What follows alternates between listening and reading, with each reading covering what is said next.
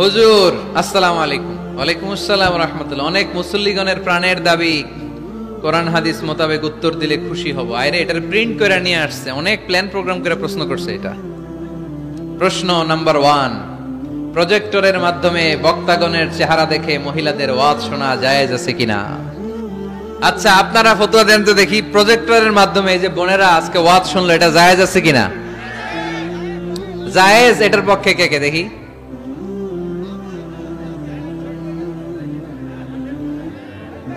হাত নামান। জায়েজ নাই, এর পক্ষে কে কে দেখি? হাত নামান।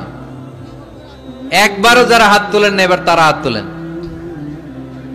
আপনারা কোন দল?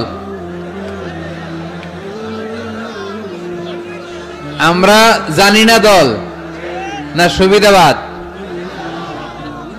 আলহামদুলিল্লাহ আজকে দেবদুয়ারে অনেক মুফতিদের সাথে পরিচিত হলাম। মুফতিরা ফতোয়া দিয়ে দিয়েছে। প্রথম অর্ধেক ফতোয়া দিয়েছে জায়েজ, বাকি অর্ধেক ফতোয়া দিয়েছে জায়েজ নাই। আচ্ছা শোনেন তাহলে উত্তরটা। প্রজেক্টরের মাধ্যমে বক্তাগণের চেহারা দেখে আলোচনা শোনা জায়েজ।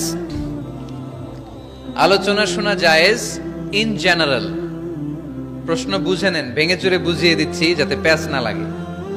ইন জেনারেলি প্রজেক্টরের মাধ্যমে, ইউটিউবের মাধ্যমে বক্তাকে দেখে দেখে ভিডিওতে আলোচনা শোনা জায়েজ আছে।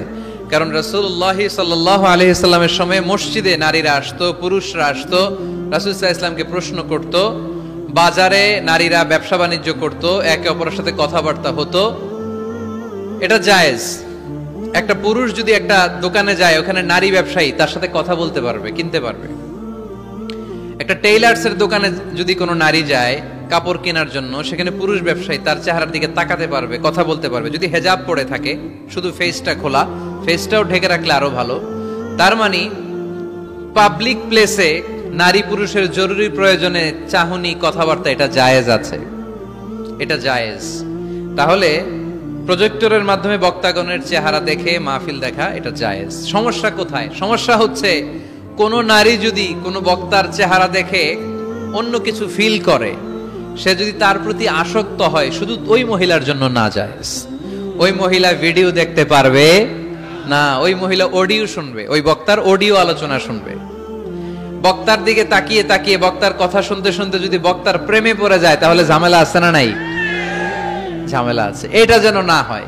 সে শুধু একজন স্কলার বা টিচার, শিক্ষক মনে করে শিক্ষকের কাছ থেকে কথা শুনতেছে, তাকাচ্ছে বা তাকাচ্ছে না, ওটাতে সমস্যা নাই।